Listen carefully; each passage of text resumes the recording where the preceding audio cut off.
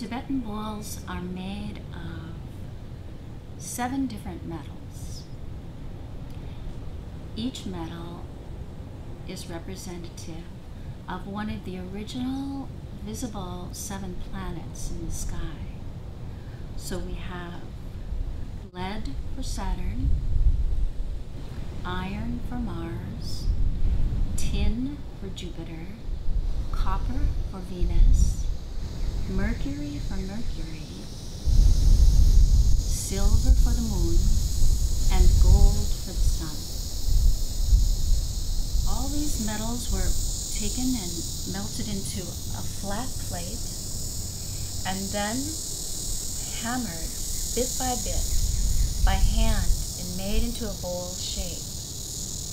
As the hammering was going on, the makers were chanting mantras into the making of the bowl, into the molecules of each bowl. Each bowl is completely different. They have their own tone signature, and it is said that each bowl has its own spirit, that within each bowl is a being that guides the tone.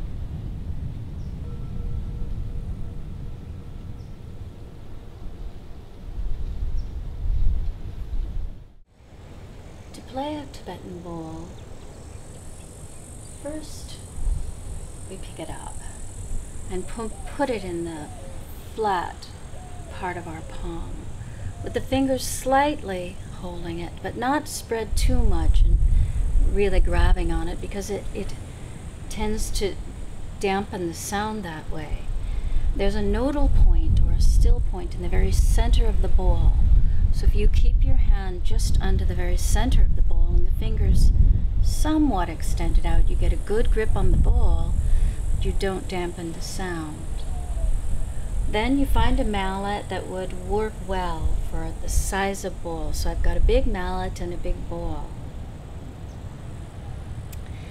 When we strike the bowl, we usually strike right here at the very edge. This is the most alive part of the bowl.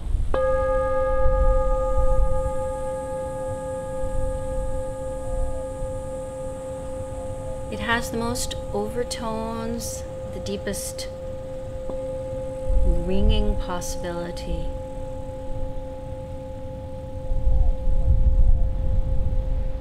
Always strike the bowl with lots of love.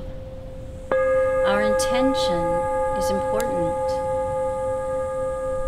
You see, I strike the bowl like this, turn the mallet over with the leather, and start to move the leather around the outside of the bowl, around the rim.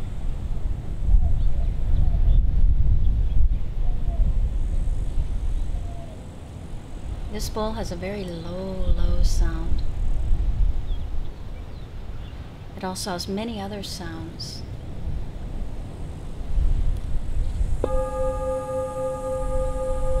Let's try another mallet and see how that sounds.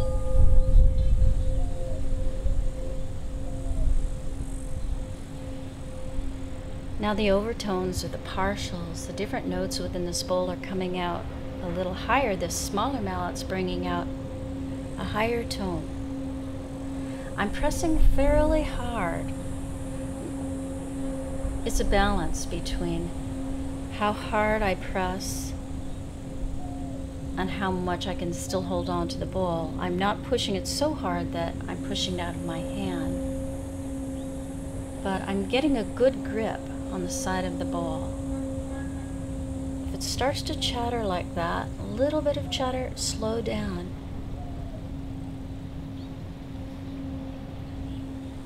If you want to speed up, do it gradually.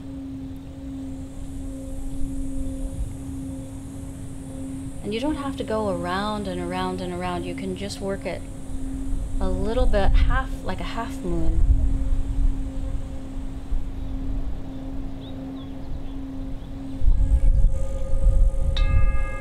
and lightly touch it with the stick.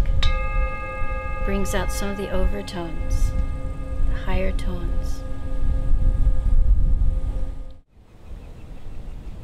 The Tibetan bowls create an atmosphere of relaxation, and their energy emanates out, moving the molecules around them and beginning to entrain all of us into that vibrational field, beginning to help our molecules become relaxed. They've been used for healing on the spiritual level, the emotional level, the mental body, and the physical body.